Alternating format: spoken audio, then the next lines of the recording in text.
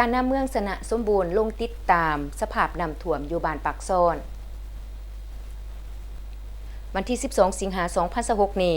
ฐานคำศรีลิ้นสวัสดิ์กรรมการพรรคแขวงเลขาคณะบริหารงานพรรคเมืองสนะสมบูรณ์ฐานอำไซพรมณีประธานคณะกรรมการปกครองเมืองฐานบุญเพ่งสิริสวัสดิ์ห้องประธานคณะกรรมการปกครองเมืองประธานคณะกรรมการคุ้มครองภัยพิบัติขันเมืองพร้อมด้วยคณะกรรมการที่เกี่ยวข้องของเมืองได้ลงติดตามและกวดกาสภาพน้ำท่วมอยู่บ้านปากซ่อนเมืองสนะสมบูรณ์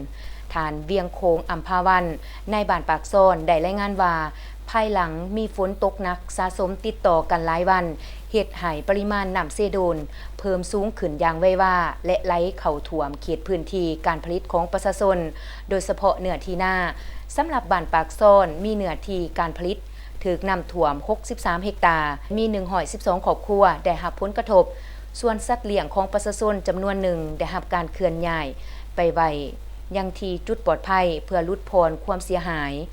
ในโอกาสนี้ทานคำศรีลิ้นสวัสดิ์ได้ชี้นำให้คณะกรรมการคุ้มครองภัยพิบัติขันเมืองสมทบกับคณะกรรมการปกครองตาแสงและองค์การปกครองบ้านเอาใจใส่ติดตามและเฝ้าระวังระดับน้ำเซโดนอย่างใกล้ชิดเพื่อเกียมพร้อมรับมือกับเหตุการณ์ภัยพิบัติที่อาจจะเกิดขึ้นในต่อหน้าให้ทันต่อสภาพการตามการรายงานของคณะกรรมการคุ้มครองภัยพิบัติขันเมืองในวันที่ 12 สิงหาคม